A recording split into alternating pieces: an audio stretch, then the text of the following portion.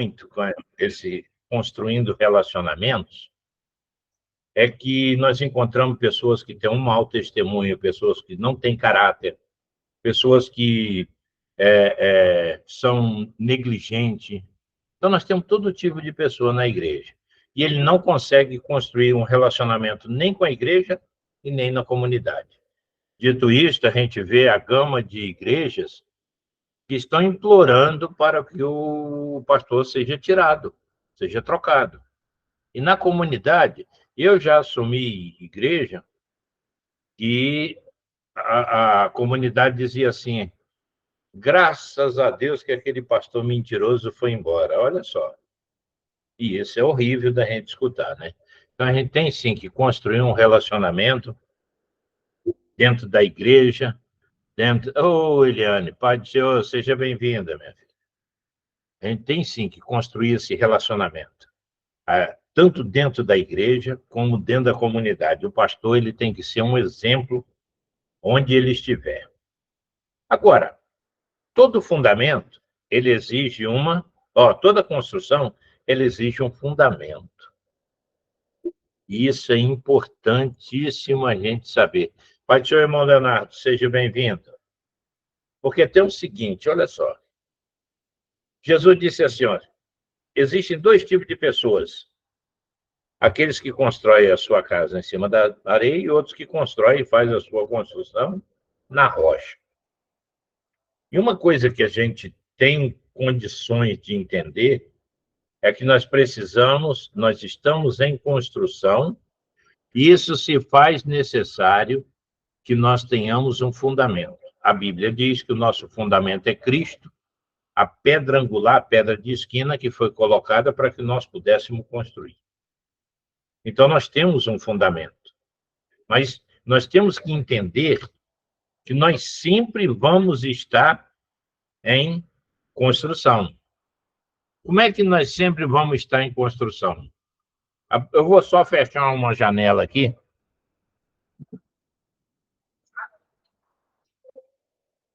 Não adianta. É muito perto da igreja.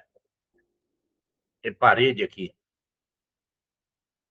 Pai do Senhor, irmã Luciana, seja bem-vinda. Então, a gente tem que entender o seguinte: como é que nós estamos em construção? Depois que nós armamos o fundamento, é necessário construir as paredes. Parede, nossa, é a oração, é a leitura bíblica, é a dedicação à obra de Deus, é o estudo, é a preparação. Então, nós sempre vamos estar em construção, certo? Olha só, um requisito prévio e um princípio. Qual é o requisito prévio? Primeiro, nós temos que escolher o caminho que nós vamos trilhar. E segundo, nós temos um princípio. O nosso princípio é ter a mente voltada para Cristo. Quando eu tenho um caminho traçado, um objetivo, o que a Bíblia vai nos dizer, olhar então somente para Jesus, o autor e consumador da fé. Então, nós temos um requisito prévio, que é o nosso caminho que nós escolhemos, e nós temos um princípio, que é Cristo. E quando nós temos esses dois, o nosso caminho ele se torna, apesar de árduo, apesar de ser bem difícil, mas ele se torna prazeroso, não é isso? E isso é muito bom da gente entender, certo? Porque quando a gente entende bem isso aí, escolher o caminho, nem todos nasceram para pastor, nem todos nasceram para evangelista, nem todos nasceram para ser líder, porque se todos fossem pastor, fossem evangelista e fossem líder, quem é que estaria sentado na igreja? Então, no corpo de Cristo, cada um tem uma função, é o que Paulo vai dizer. E nós temos que entender isso aí. Qual é a nossa função dentro do corpo? Então, escolha o teu caminho. Vamos ver aí o que o Aníbal, né? Vamos começar com a letra A. Aníbal, conta isso. O que você tem a dizer, Aníbal, sobre o fundamento, o requisito prévio, esse princípio? Bem, é assim, primeiro tratando-se do mundo eclesiástico, para mim é de facto necessário que a pessoa tenha, ou busquem, né, o caráter de Cristo em si. E é verdade que também nem todos conseguem se relacionar conforme o caráter de cada um. Algumas pessoas são muito fechadas, mas também eu acredito que Deus capacita as pessoas. Quando chama é porque Ele sabe que essa pessoa é capaz de o fazer, Ele poderá o fazer da melhor forma, porque Deus conhece não somente o nosso exterior, Ele conhece o nosso interior, o mais íntimo possível que existe no ser humano. Deus conhece, porque é Ele que nos criou. Vou dar um exemplo, por exemplo, do Gideão. Gideão não se via capaz de liderar um grupo.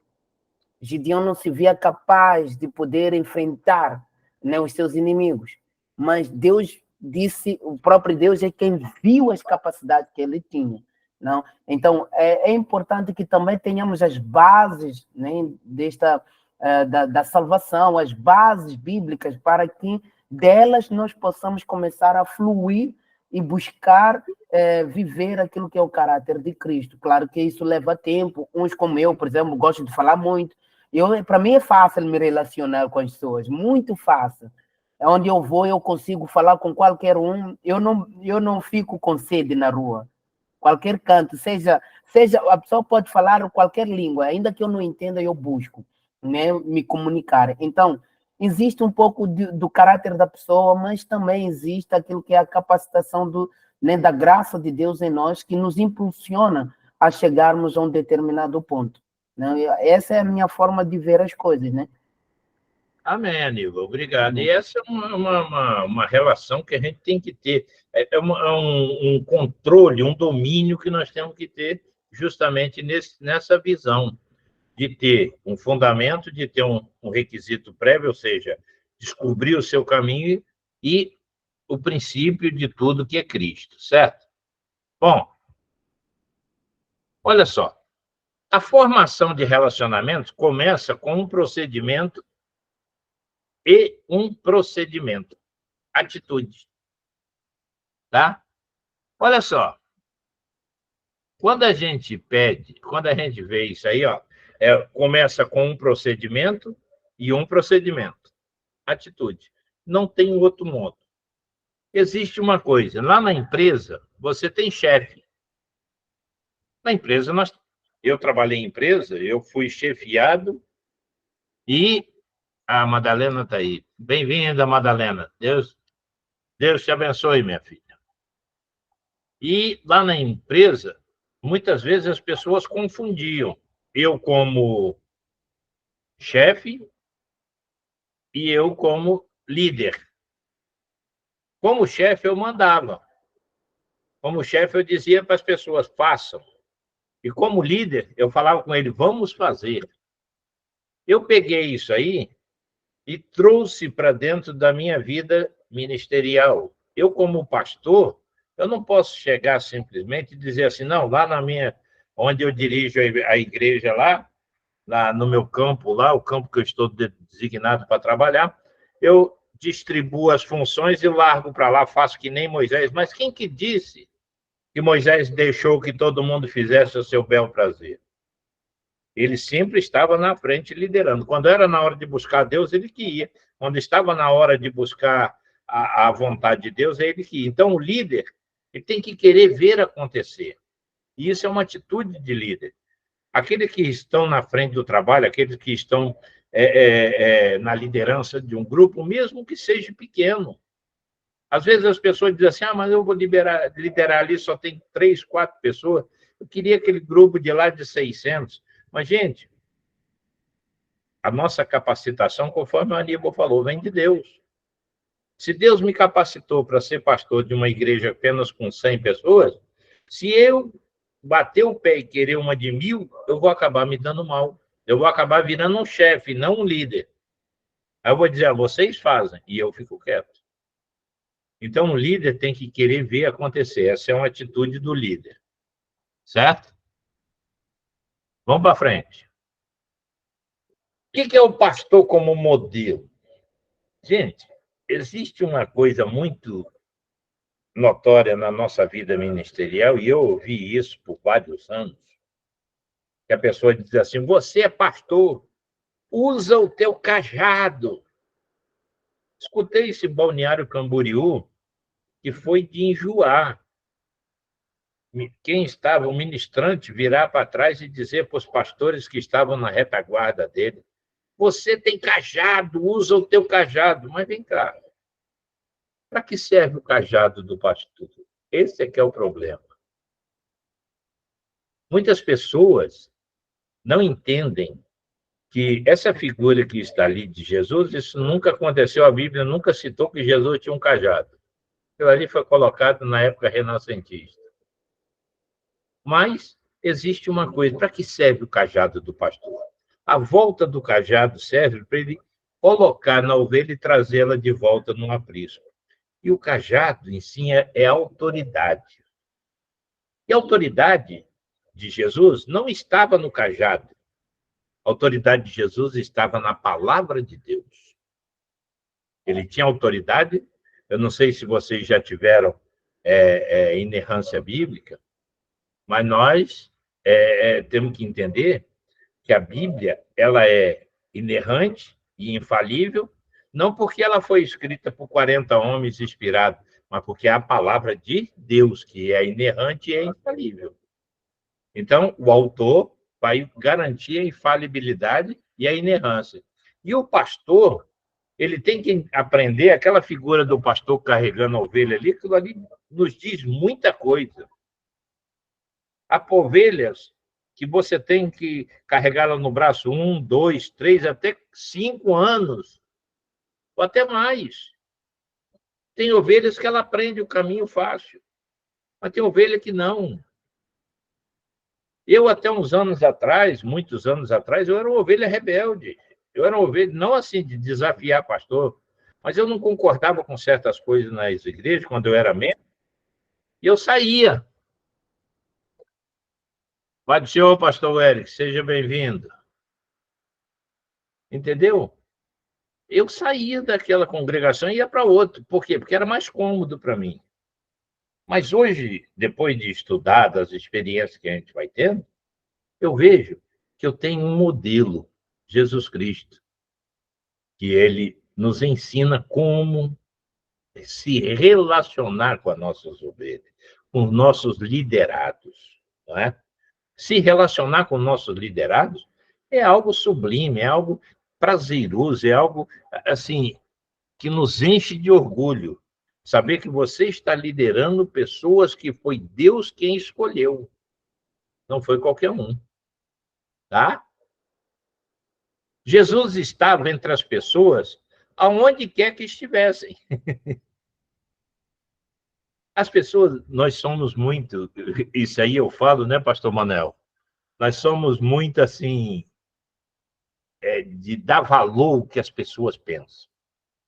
Eu morava numa rua em Joinville, que no prolongamento da rua, era uma rua bem grande, lá em Santa Catarina, eu tinha 4 boates de prostituição. E todas as vezes que eu queria fazer uma caminhada, naquela época eu ainda fazia, gostava de caminhar e tudo, eu passava na frente dessas boates, mas eu ia pela manhã, então estava totalmente fechado, mas de vez em quando tinha uma mulher por ali. E aquele relacionamento foi... E elas, ei, pastor, bom dia, e aí, pastor, e tal.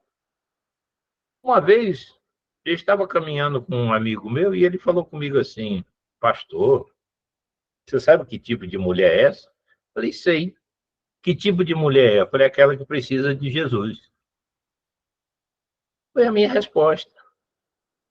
Por quê? Jesus disse assim, ó: eu não vim para os sãos não precisam de médico, eu vim para os doentes. E muitas vezes as pessoas acham que nós temos que ficar dentro das igrejas.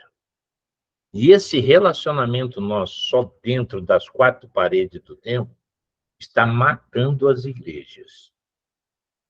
Nós temos que aprender a sair, a nos relacionarmos, a estar aonde for necessário. E as pessoas não estão dando valor. O Irã, fala aí, meu filho, você que é o mais novo aluno.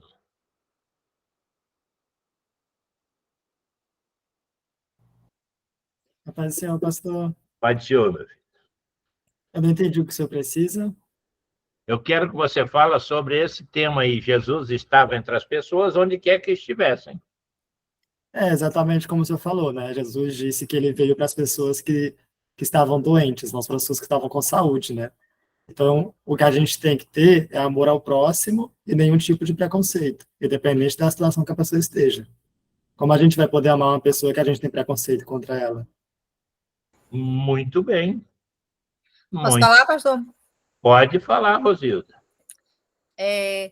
Só um exemplo que eu vi, um vídeo no Instagram.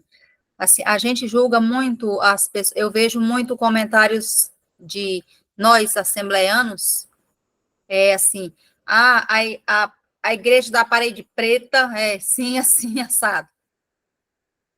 Aí eu vi assim, tem um pastor lá em São Luís, da igreja da parede preta, que sai, tem o culto, ele chama o culto da meia-noite.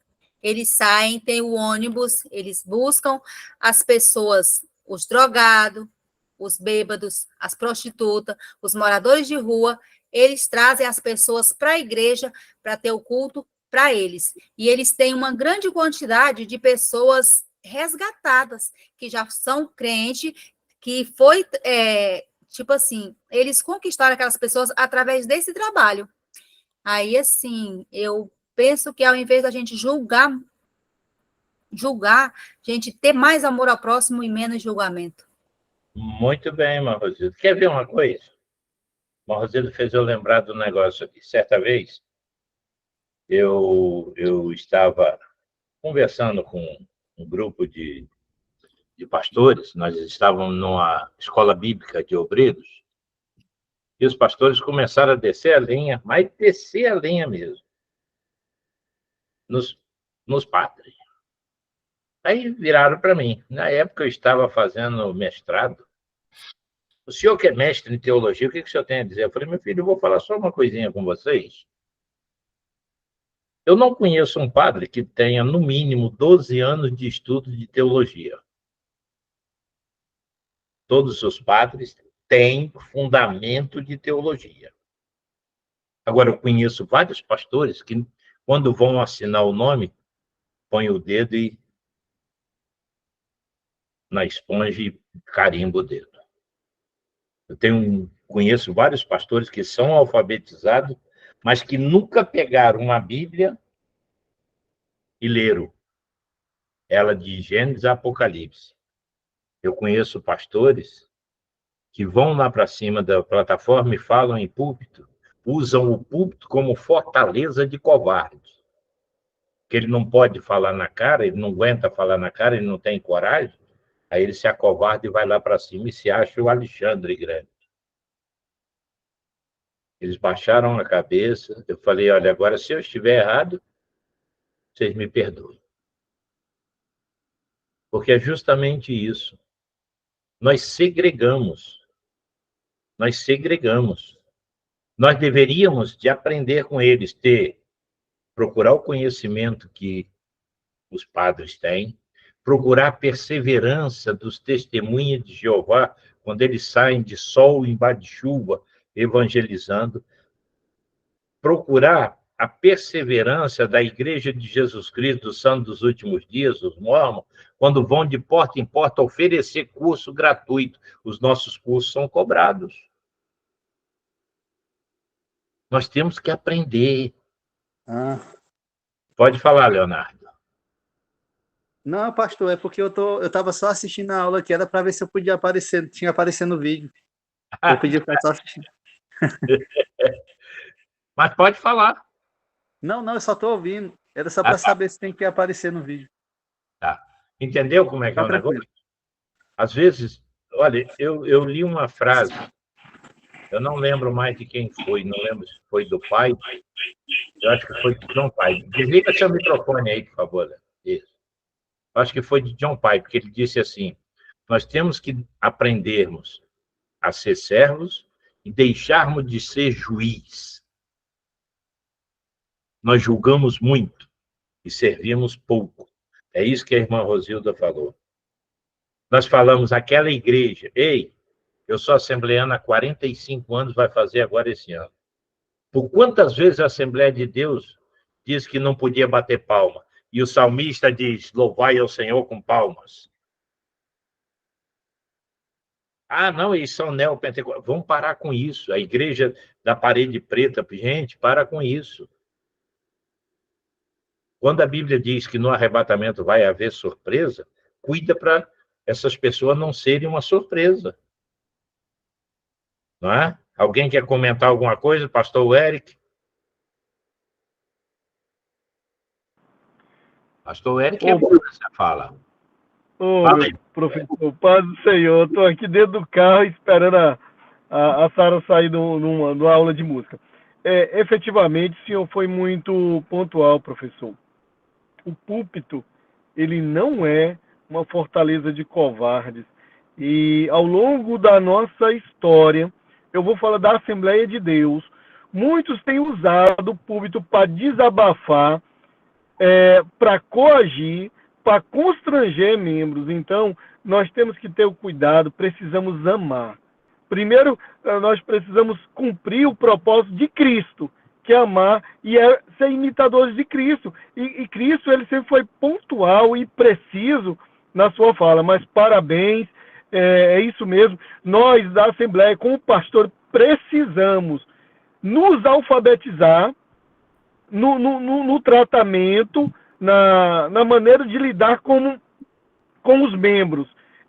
Eu, uma vez, estava ministrando para pastores e ele disse, e diziam, esse povo não quer mais compromisso com Deus. Eu falei, opa, peraí, que esse povo, lavado, comprado com sangue de Cristo, não quer mais compromisso com homens que não têm compromisso com a palavra de Deus. Calei. Então, de fato, quando esse tipo de obreiro relatam isso nas igrejas, tá tornando o que está dentro dele. Mas obrigado, meu professor.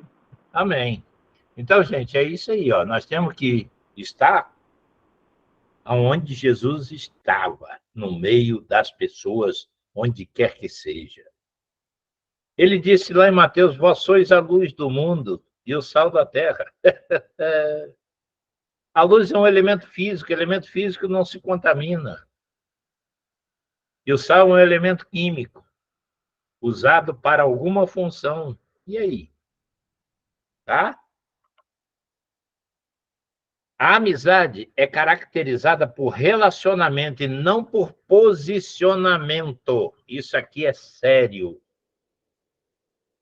A irmã Rosilda, vou colocar ela lá na igreja como líder do círculo de oração. Aí ela vai chegar para as irmãs e vai falar que quem é que tem um arranger aqui? Ah, eu tenho, então você vai ser a minha primeira vice. Quem é que tem uma SW4 aqui? Eu tenho, então você vai ser a segunda vice. É assim? Pode falar, pastor Eric.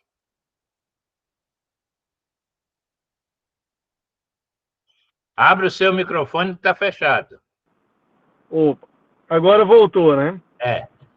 Eu preciso relatar, assim, o nosso mau comportamento como pastores.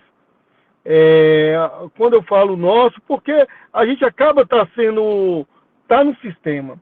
Então, o que eu tenho visto ao longo do tempo? Sistema.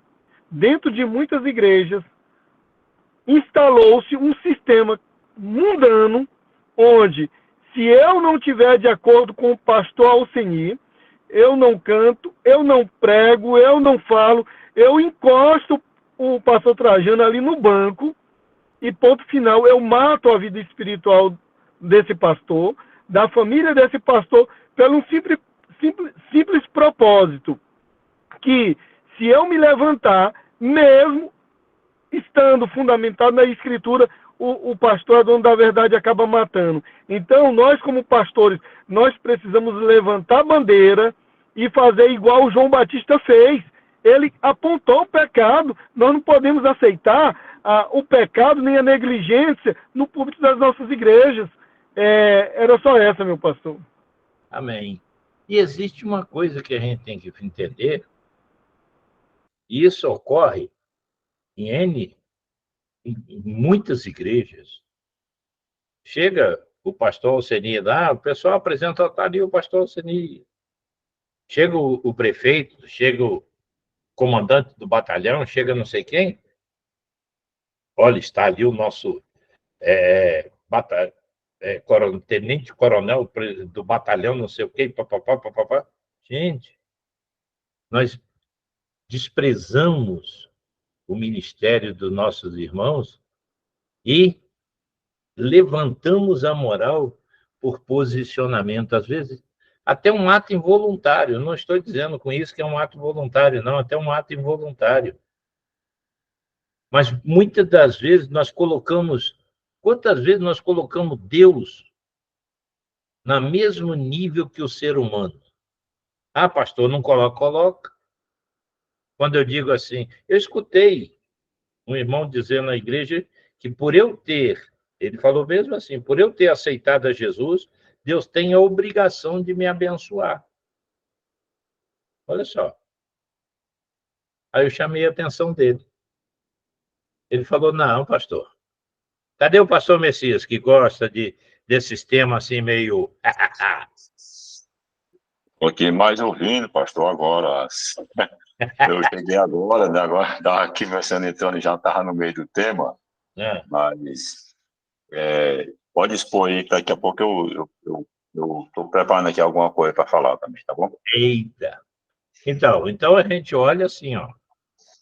Nós olhamos muito posicionamento quando vamos disciplinar. Se o membro da igreja devolve lá R$10 de dízimo, se ele arrancar um fio de cabelo branco da cabeça dele, ele é disciplinado. Mas aquele que devolve R$1.000 de dízimo da igreja, esse aí ele não pecou, ele se enganou. É igual tem aquelas falácias que dizem assim, médico não erra, se engana. Né? Médico não erra, se engana. Quem falou isso? Todos nós somos passivos de falhas, somos passivos de erros. E as pessoas, olha esse posicionamento. Eu derrubei na minha vida, muitas vezes, as pessoas colocaram o meu título acima do meu ministério. Querer me chamar de doutor Alceni, de mestre Alceni, não. Esses títulos estão abaixo do meu ministério. Meu ministério é pastor. Eu sou pastor. O conhecimento que eu tenho é para que eu conduza bem e da melhor maneira e passe para frente o conhecimento que eu adquiri. E de que adianta absorver uma gama de conhecimento? Vocês ainda, o pastor Trajano já conhece alguma coisa, mas eu vou mostrar para vocês aqui, aí, ó.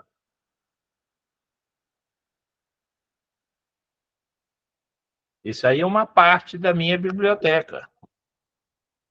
Entendeu? E nós, muitas das vezes, absorvemos uma gama de conhecimento e, no final das contas, vamos fazer o quê? Vamos levar para onde? Vamos levar para a sepultura? Agora, não devemos de olhar posicionamento. Não é isso, pastor Messias? Com toda certeza, pastor.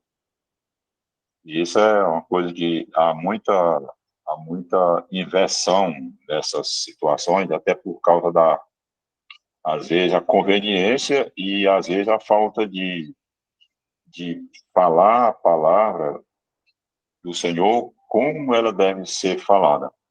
E as pessoas se utilizam, às vezes, até mesmo aquela passagem que Tiago falou, né? Quando chegando alguém na sua reunião, que tem um anel no dedo, tem uma veste cara, você coloca ela, e chega um pequeno, um pobre, aí você põe lá atrás.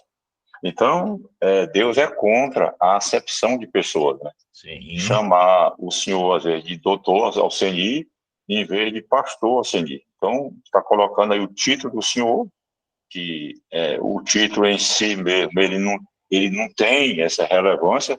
O que vai ter é esse título empregado no princípio que o senhor tem como servo do Senhor. Então, o senhor e eu, e todos nós, não passamos de servo.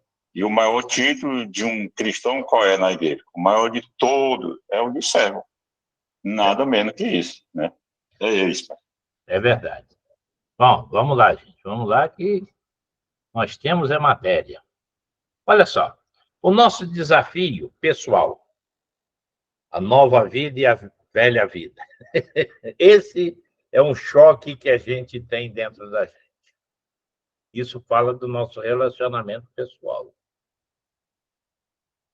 Muitas pessoas dizem assim, você tem que esquecer quem você era. Se você esquecer quem era você antes da sua conversão, a sua conversão não tem valor, ela perde o valor. Por quê? Olha só, você come quando está com fome ou quando está saciado? Quando está com fome. Se eu não lembrar de onde eu vim, a Bíblia diz, lembra de onde tu caíste. Aí vai lá e te conserta, durante a sua trajetória. Mas, se eu esquecer quem eu era e só querer viver a boa vida da salvação, eu vou chegar num ponto que eu vou dizer assim, não, essa salvação aí é tranquila, eu vivo uma vida nova, eu tô sossegado. O que eu faço? Eu deixo de vigiar e caio.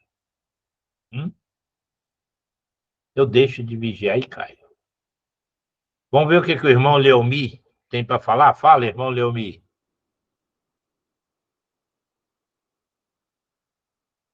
Não falou. Falou. Opa, Fala, irmão Leomi. esse é um questionamento que muitas pessoas, às vezes, têm até dúvida quando vai falar um pouquinho do seu passado, né? Fica com vergonha, fica com medo, porque, às vezes, tem aquele receio de não querer lembrar, né? E eu estou vendo o senhor expondo isso aí, e na realidade é uma coisa que eu estou aprendendo. E será muito interessante a gente voltar um pouquinho atrás e ver realmente quem era nós antes e quem somos nós hoje, né? Hoje nós temos a liberdade de estar adorando o Senhor, de sermos servos, como foi falado aí, que é um dos títulos que vai entrar no céu, é servo, né? Então a gente jamais pode esquecer de onde nós viemos, né? Porque isso nos reflete a gente estarmos seguindo mais na presença do Senhor e pedindo ajuda a Deus, porque a gente jamais quer voltar à velha vida. Eu Verdade. assim. Olha, é aquele negócio que me veio aqui agora no coração. Se você era pobre e Deus te deu uma riqueza agora, se você esquecer da pobreza, você não tem valor à sua riqueza. É isso. Vamos ver agora a opinião de uma mulher. Deixa eu pegar ali. Irmã Luciana. Fala aí, irmã Luciana. Paz do Senhor! Paz do Senhor, querida. Tudo bom? Então. Tá com BD aqui. É interessante isso aí que o senhor está falando, né? Eu acredito que nós temos sim que lembrar de onde Deus nos tirou, nunca se esquecer e ver a transformação que Ele fez na nossa vida. E muitas vezes aquilo que nós passamos ou aconteceu na nossa vida gera um grande testemunho para outras pessoas. Verdade. Tem isso também, né? Muito bem pontuado, irmã Luciana, porque se você não esqueceu da tua vida passada, da sua velha vida, você não vai contar testemunho. Justamente. Fala, pastor Messias.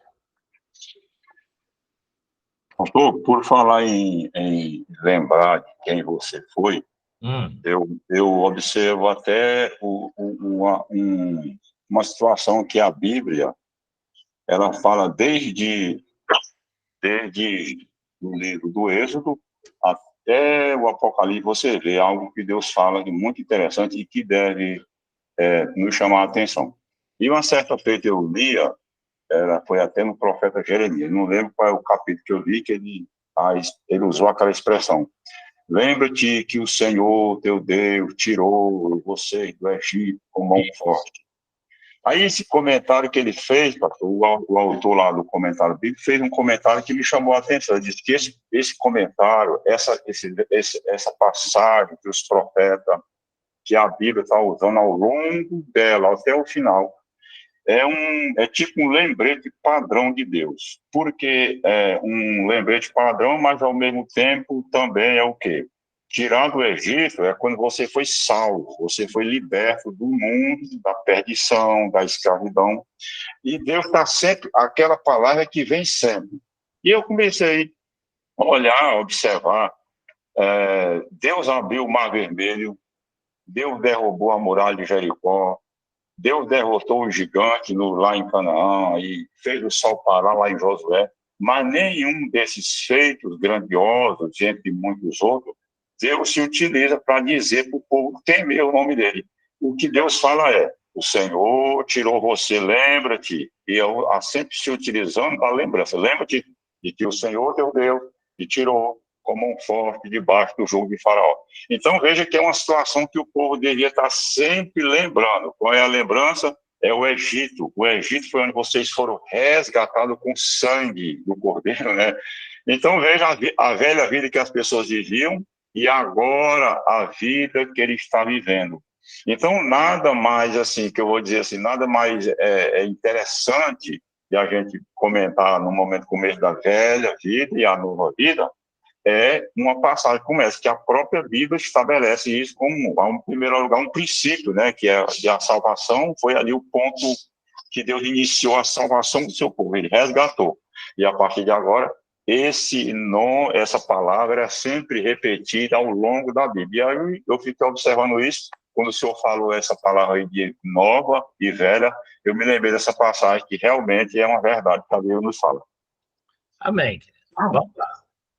Quem quer falar, pode falar. Tá. As primeiras coisas ao assumir uma nova igreja. Olha só. Uma nova igreja tem um desafio para um novo templo. Olha só. Se nós olharmos, esse é um livro. Se nós olharmos a situação atual religiosa do nosso país, esse livro deveria ser mudado. Uma nova igreja, uma igreja voltada para Cristo, para um novo tempo. Mas vamos ver as primeiras coisas ao assumir uma nova igreja? Bom, busque a vontade de Deus. Gente, quem não quer assumir uma igreja que rende 200 mil por mês? Todo mundo quer. Agora, eu falei uma palavra com o pastor Paulo, nosso presidente, que isso está dentro de mim. Isso aqui está dentro de mim. O pastor Eric Trajano conhece bem o Sudeste aqui. E eu falei com o pastor Paulo falou assim: "Senhor, o tempo que você está no Sudeste, já passou de um ano agora, o que você acha do Sudeste?" Eu falei: "Pastor, eu vou falar um negócio para o senhor, sem contrariar, sem citar nome de ninguém. Para quem não quer trabalhar, até comer mingau é difícil." Aí ele olhou e falou: "Eu entendi." As pessoas que vêm para assumir uma igreja ou que vão assumir um trabalho, a primeira coisa que ele tem que buscar é a vontade de Deus. E a nossa figura ali, eu botei ali, na dúvida, busque a vontade de Deus. Certa vez chegaram para Moody, um homem, um investidor muito grande, chegou para ele e disse assim: "Doutor Moody, eu preciso de um conselho." Ele falou: "Pois não, meu filho. Eu quero fazer uma aplicação hoje que as minhas finanças vão dobrar." Pai do Senhor, irmã Raíssa, seja bem-vinda. As minhas finanças vão dobrar, ou quadriplicar, não sei como é que nós vamos fazer. Eu quero ver um negócio com o senhor. O que o senhor me aconselha? Eu faço ou não essa aplicação? Muito calmamente chegou para ele e falou: "Eu vou orar ao Senhor. Aquilo que ele me respondeu, eu lhe passo." Olha a resposta de um homem de Deus. Aí o investidor disse assim: "Eu não tenho esse tempo. Eu preciso da resposta agora." Ele falou: "Então é não." Aí ele falou: "Mas o senhor disse que não tinha uma resposta." Ele falou: "Olha, aquilo que não se tem tempo de buscar a Deus, não pode dar certo." Hã? quando nós não buscamos a Deus, seja nas mínimas coisas. Você já imaginou se aquela angulação da arca de Noé tirasse ali 2 graus de cada lado, ou 1 grau de cada lado ali, a arca tinha tombado um para um lado, outro para o outro. Deus é detalhista, Deus é algo sublime na nossa vida. E quando a gente vai fazer qualquer coisinha, seja o menor que seja, busca a vontade de Deus. Busca. Porque senão vai dar errado. Quantas pessoas já assumiram trabalhos lá na sua igreja? Quantos líderes pediram? Nós já tivemos pessoas que pediram para assumir um cargo. Assumiram e sumiram. Nunca mais voltaram. Mas só para ter o status. Eu tenho cargo. Isso está cheio de gente. Então, a primeira coisa, busque a vontade de Deus e cada dia vai acontecer um milagre conosco. Cada dia. Milagre é aquilo que a ciência não explica. Preste bem atenção. Essa é a definição de milagre, tá?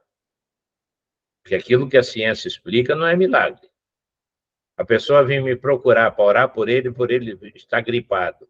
E ele ter tomado um antigripal, então não é milagre. Foi o antigripal que fez efeito.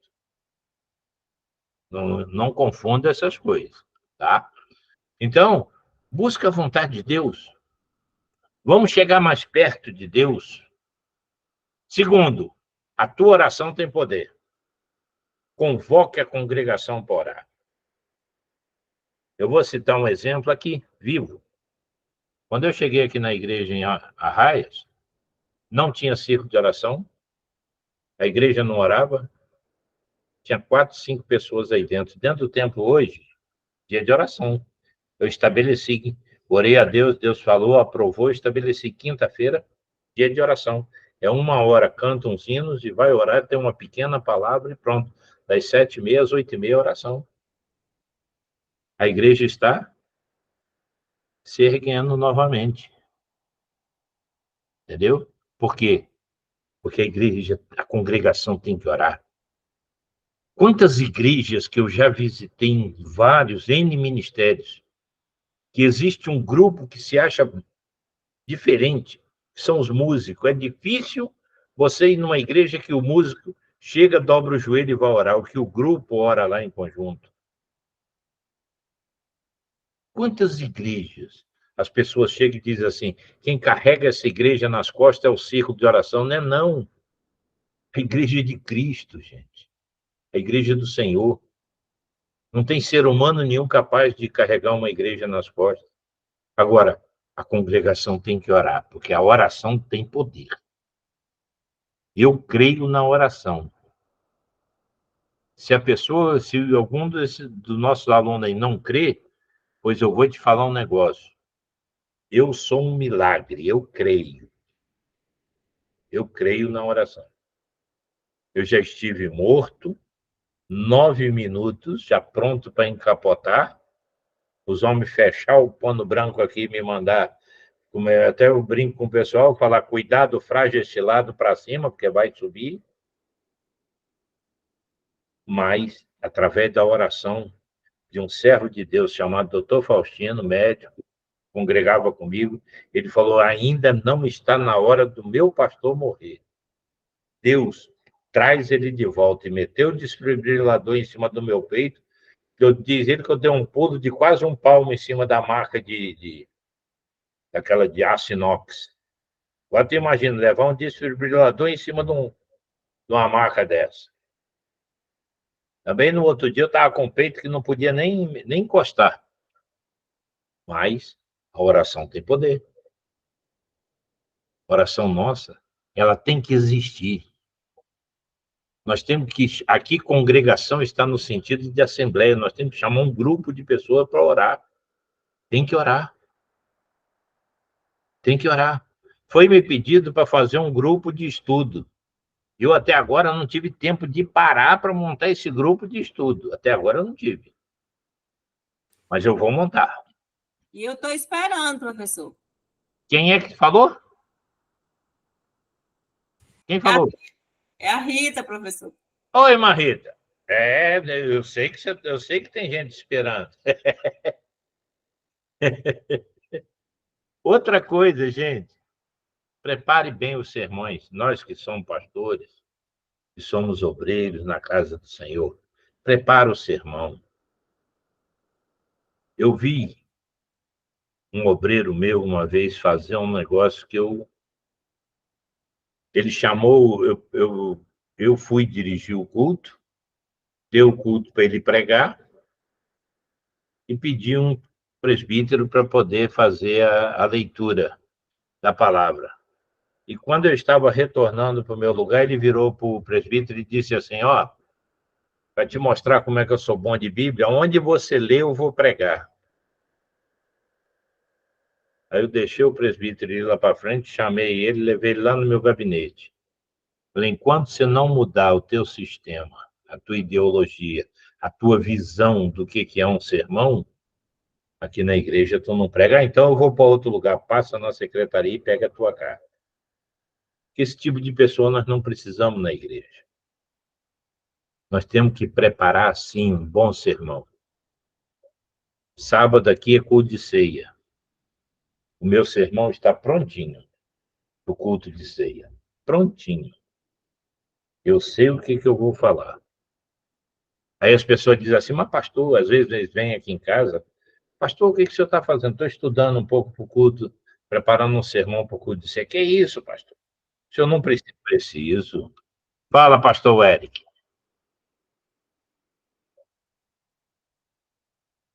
Pode falar, pastor.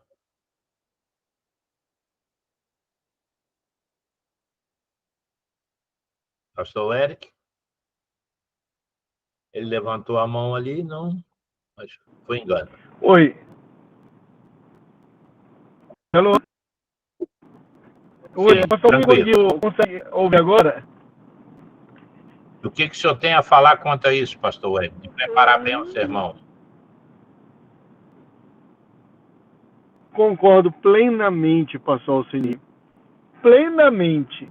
Olha, eu vou apenas compartilhar aqui assim com a turma, né, sobre a maneira de preparação. Na semana passada, eu fui até ministrar para os obreiros. Eu passei, no mínimo, 8 horas estudando, pastor Alcini, por conta da dificuldade que a gente tem. E assim, eu acho que quando a gente for fazer alguma coisa para a igreja, para a noiva de Cristo, a gente tem que fazer algo melhor. Eu já vi gente ministrando ceia, não falava nada com nada. Mas era só essa compartilhar aí com o senhor. Obrigado. Amém. Você vê, ó, tem pessoas que vão pregar, você conhece a pessoa que está despreparada. Ele lê em Êxodo, conta um testemunho, vai para Josué, dali ele pula para Reis, dali ele vai para os Salmos, dali ele vai não sei para onde. Quando você vê no final, você não sabe nem onde é que, nem o que ele está falando. Eu tive um jovem que foi pregar num culto de jovem lá na igreja, e ele falou, levo meus olhos para o monte, só isso aí. Opa! E lá naquele monte, Davi viu o espírito de Enoque, o espírito de Elias, o espírito de Moisés. Foi vendo tanto espírito que no final ele olhou para mim e falou assim, pastor, eu já não sei mais nem o que eu estou falando. Faz favor, termina a mensagem aí. Eu falei, terminar que mensagem? Irmão Recebe, é nada. É assim mesmo. Tem pessoas, gente, que acha que a obra de Deus é feita na brincadeira, na gozação. Porque eu escutei uma irmã, gente, uma irmã líder de círculo de oração há anos, foi fazer uma visita num assentamento, aí outra irmã falou assim, irmã, eu queria dar uma ideia aqui, vamos nos consagrar aqui, aí uma irmã prepara uma palavra, a líder virou e falou, não precisa nada disso, não, que lá tem uma meia dúziazinha de irmã, olha só. E a palavra lá na hora a gente tira, fala qualquer coisa. Falei, minha irmã, não é assim não, eu vou acompanhar vocês. Nós vamos fazer uma consagração aqui para nós sairmos no campo, Afinal de contas, dentro da igreja é uma coisa, mas lá fora é domínio de Satanás. Fala, Nível. Opa, é bom ouvir isto, é aprender um bocado. É engraçado que nesses últimos tempos, a palavra jejuar e orar são palavras que parece que já não ecoam efeito em muitos crentes hoje em dia. É algo que a gente cada vez mais fogem dessas palavras, ou por outra, dessas ações. É como se a igreja já estivesse nos céus, já não precisa mais de jejuar, já não precisa de orar, né? Mas o diabo está cerca, né? O diabo está cerca e nós temos que estar vigilantes.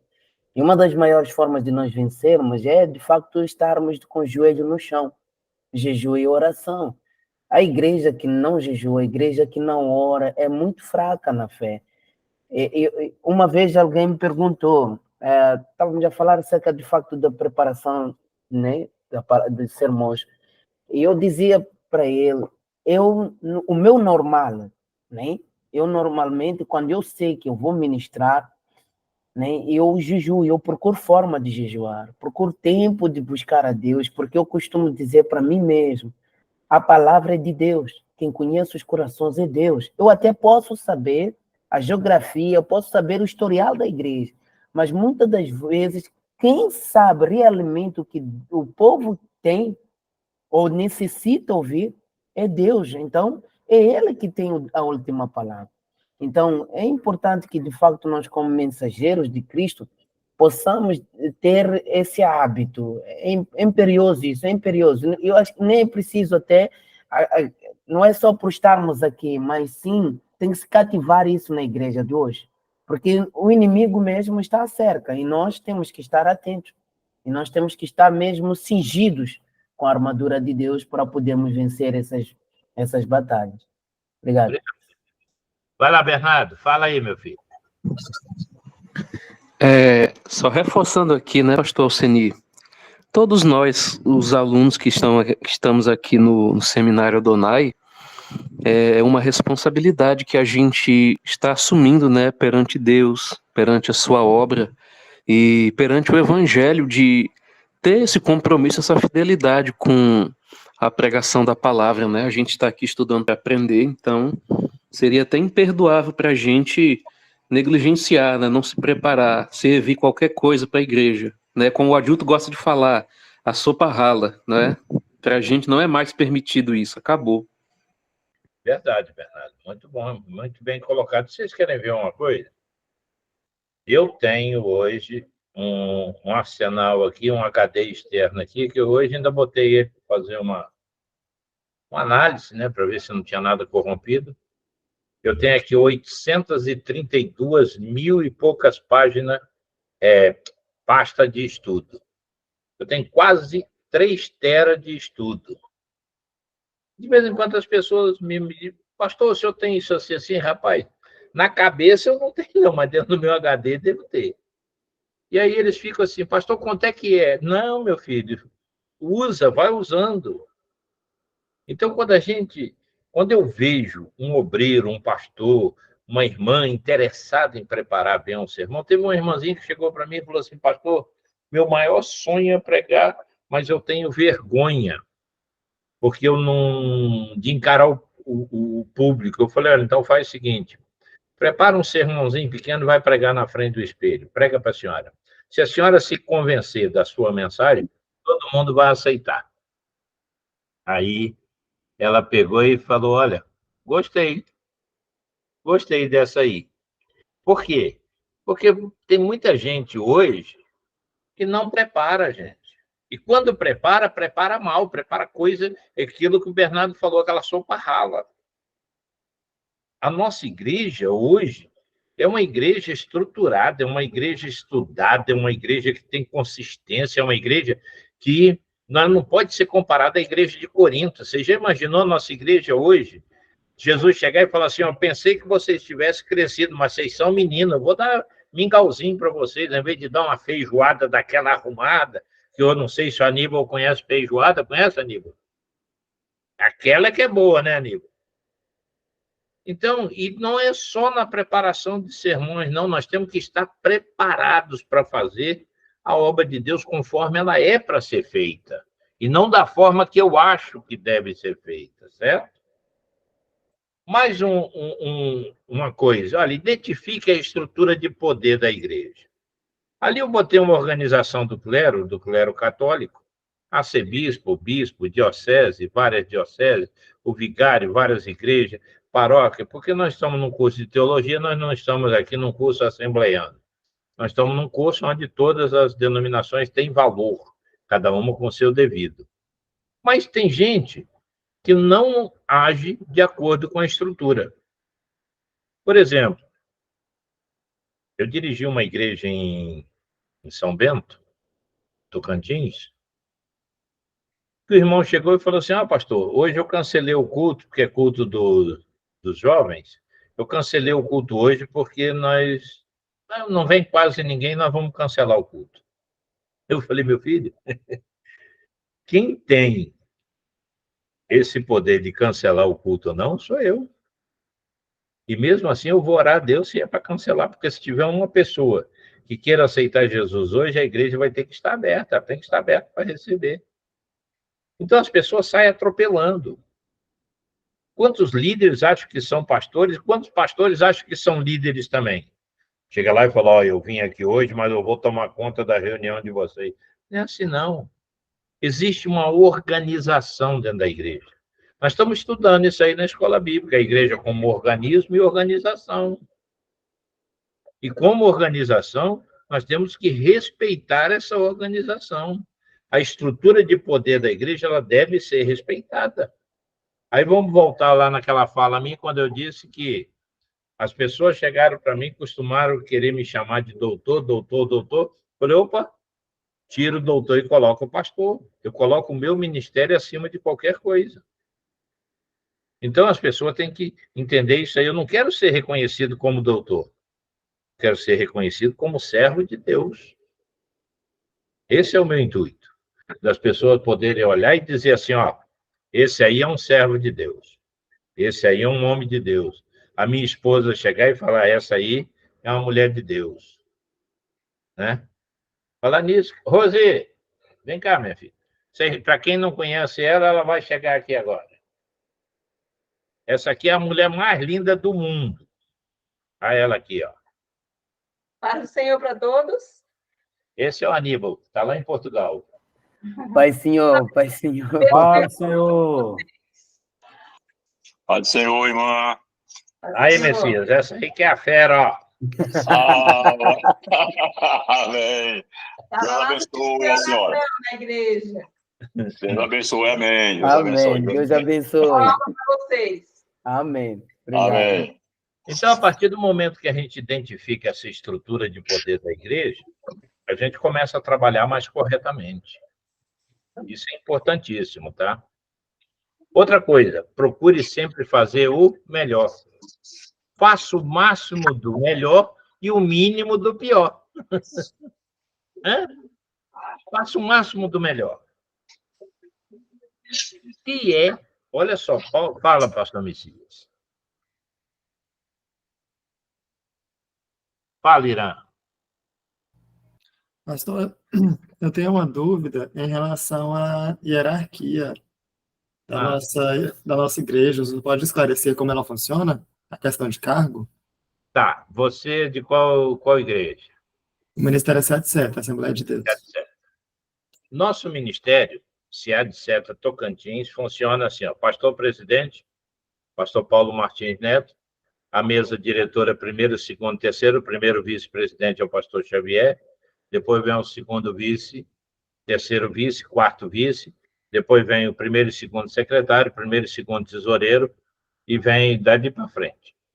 Dentro das congregações, ela funciona da seguinte forma, das igrejas, pastor, evangelista, presbítero, diácono, auxiliares. Dentro das congregações destas igrejas do campo, funciona o dirigente, que é muitas vezes chamado de pastor, e ele não é ordenado, não é difícil, em vários casos, a gente encontrar pessoas que são chamadas de pastores, mas que são dirigentes de congregação. Tudo bem. Então, são esse dirigente e todos os subordinados. Na igreja funciona assim, ó. O pastor, primeiro vice, segundo vice, se houver um terceiro vice. Aí vem a secretária ou o secretário, primeiro e segundo, tesoureiro, primeiro e segundo. Aí vem a liderança de departamento.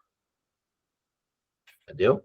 Entendi. Essa é a organização. Agora, eu costumo dizer que o slide anterior fala a questão de poder. Eu costumo dizer que aquilo que o Aníbal falou, se não tem oração, não tem poder. Então, não adianta a gente buscar muita coisa, certo? Tirou a tua dúvida? Tirou sim, obrigado. Nada. Bom, seja monetariamente conservador. O que é monetariamente conservador? Gente, eu escutei uma reclamação de um membro da igreja, quando ele disse que o pastor esbanjava dinheiro.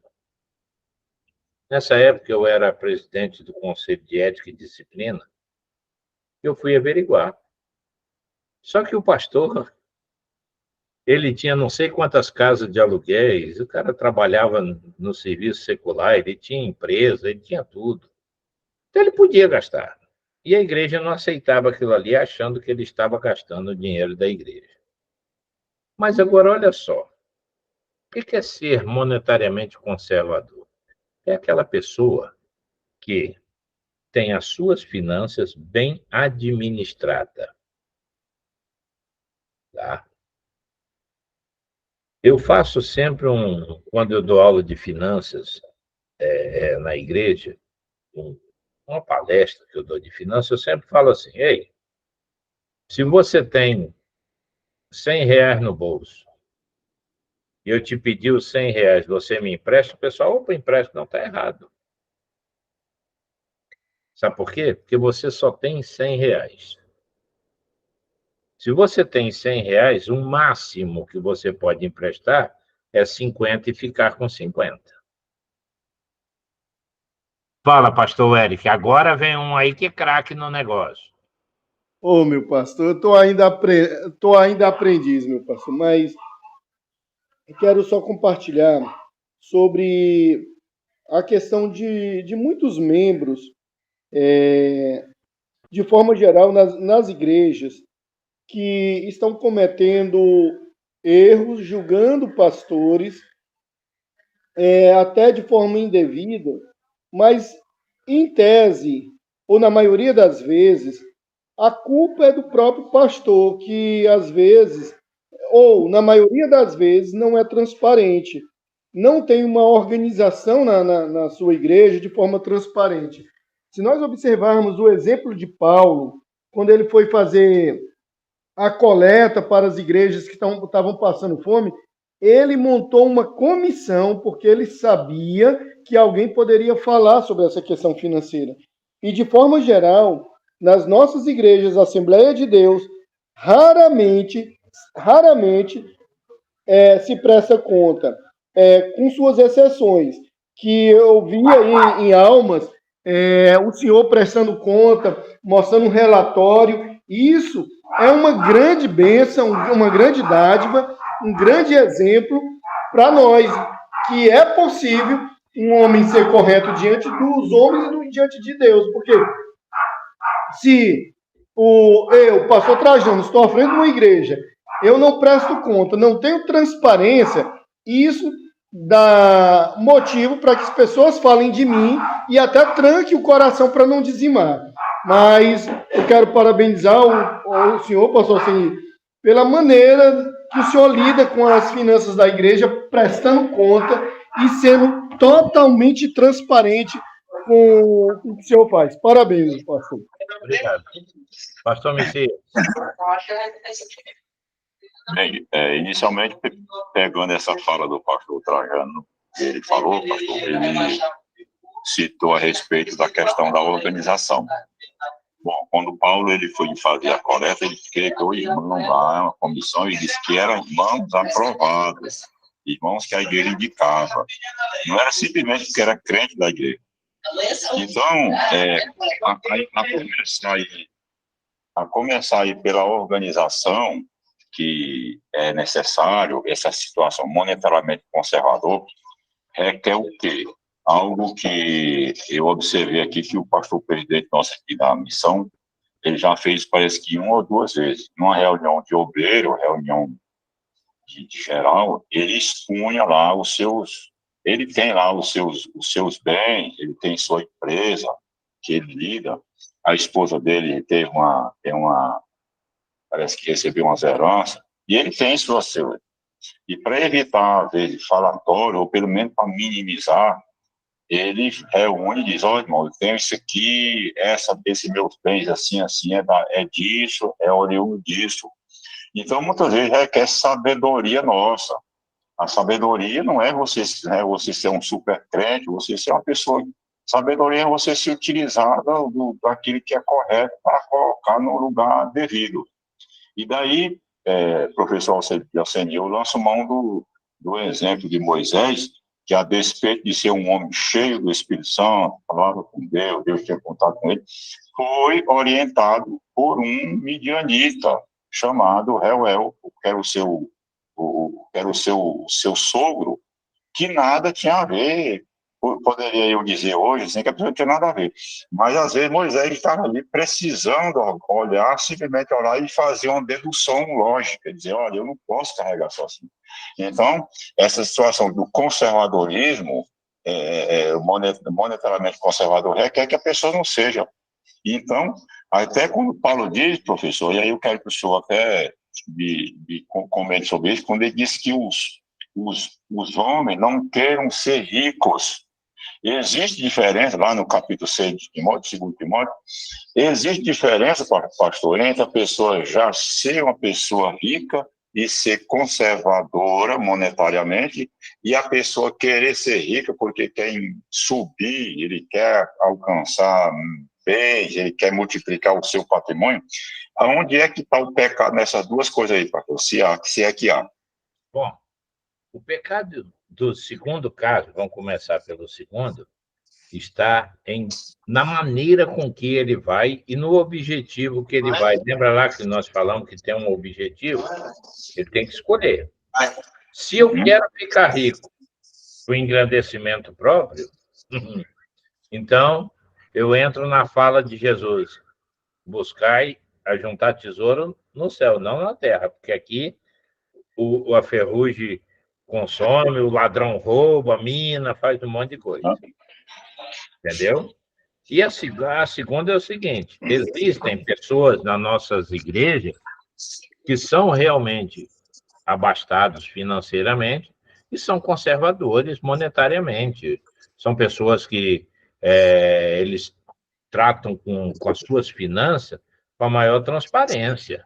Amanhã é dia de eu fazer minha prestação de conta aqui do campo de Arraias. Vem aqui para casa. O primeiro vice, o segundo vice, a primeira tesoureira, e a tesoureira e a primeira tesoureira. Então, são 5 pessoas, eu e mais 4. A gente senta ali, nós vamos tratar das finanças da igreja. Então, aquilo que o pastor Hélio falou, depois eu faço um relatório, coloco no quadro e tiro o que está no quadro. As pessoas têm esse acesso. Entendeu, pastor Messias? Perfeito, perfeito. Então, ela pode ter os seus bens e conservar essa transparência, entendeu?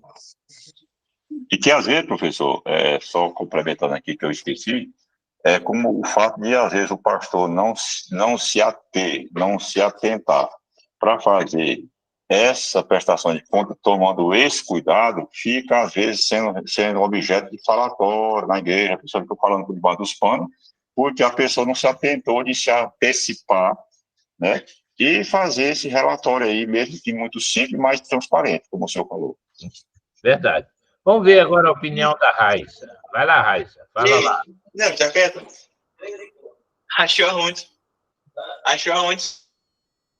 Raíssa. Tá? Não. Oi.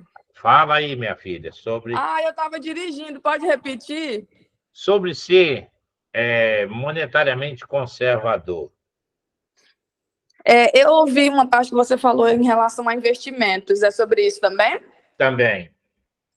Então, eu penso que atualmente colocam o conservadorismo como ruim, né? Tudo de conservador é ruim, mas eu acredito que seja cauteloso. E ainda mais em relação a obras de Deus, a cautela ela deve estar sempre como prioridade. Então, o ser cauteloso, o ser conservador, não tem como ser ruim, sendo que você está lidando com uma obra preciosa. Amém. Gostei. Vamos lá para frente. Obrigado, Nath. Por nada. Ganhos perdidos. Ali, a figura de quem? Uma vez eu vi uma pessoa brincar nisso aí, no meio de uma pregação, quando ele disse que quem estava na árvore era Nicodemos. E aí ele pegou e falou, aí o irmão chegou para ele e falou com ele, se já é uma piada conhecida no nosso meio, que não deveria de existir, mas que é. Aí ele falou, Nicodemos, sai daí, que aí é o lugar de Zaqueu. Esse tipo de brincadeira afasta os perdidos de nós. Nós temos que ganhar esses perdidos. Essas pessoas precisam de nós, tá? E nós precisamos tê-los do nosso lado. Uma coisa que nós temos que entender é que nós vamos trabalhar com pessoas de todo tipo. Correto, nem tão correto. Pessoas que são verdadeiras, que não são tão verdadeiras. Pessoas que são transparentes, mas existe o vidro fosco. Pessoas que são alto, baixo, gordo, magro. Pessoas que têm uma posição social elevada, outros que não têm. Pessoas que têm um nível cultural elevado, outros que são totalmente indoutos. Mas nós temos que ter consciência disso, que vamos trabalhar com pessoas de todos os tipos, seja onde você estiver. Se eu pensar em trabalhar, eu vou ser pastor igual Paulo, pastor dos ricos. Não. Ou se você pensar, eu vou ser que nem Pedro, pastor daqui dos indoutos. Não. Primeira coisa, busque a vontade de Deus. Depois, a gente chega aqui nessa consciência de trabalhar com pessoas de todos os tipos. Não adianta a gente querer trabalhar com pessoas que não são, fazer acepção de pessoas. Imagina só, o doutor Leonardo aí que está presente, se ele for atender somente um nível de paciente, eu queria trabalhar somente com um grupo de pessoas. Como é que vai ser? Fala aí, irmão Leonardo.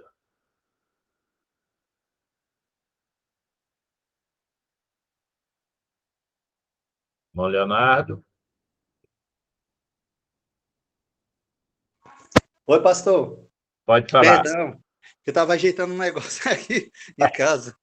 Pode falar, Leonardo. Eu estou falando aqui quando trabalhar com todo tipo de pessoa, a gente tem que se adaptar a isso, não é? Sim, exatamente. Eu trabalho como médico no SUS, né? Na linha de frente, assim, tanto na atenção primária como no pronto atendimento. E realmente vai pessoas de todas as classes sociais, né? Eu procuro tratar da mesma maneira, sabe? Assim, com equidade, né? Sim. Aqui eu procuro fazer. E isso é importantíssimo para nós, gente. Quando a gente parar com esse negócio de fazer acepção, né, doutor Leandro? Exatamente. É o que Jesus ensina, né, pastor?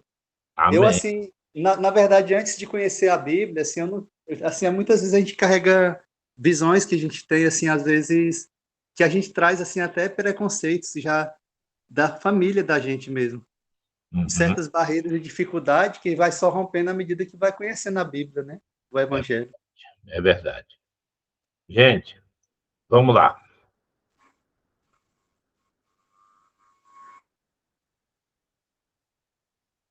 Relacionamento... Opa, quem quer falar? O Leomir. Fala, Leomir. Deixa eu ligar aqui o negócio aqui. Deixa eu contar. Eu poderia contar uma situação que aconteceu, acho que 2 minutos eu consigo contar. Pode contar. Eu estava na igreja, eu dirijo um trabalho aqui no Taquaralto, na região do Taquaralto, e no horário do culto, estava uma muvuca lá no setor, e tinha aparecido um rapaz lá, e esse rapaz estava incomodando os moradores. Uhum. E quando terminou o culto, esse rapaz apareceu lá na igreja. E daí então ele apareceu todo desorientado.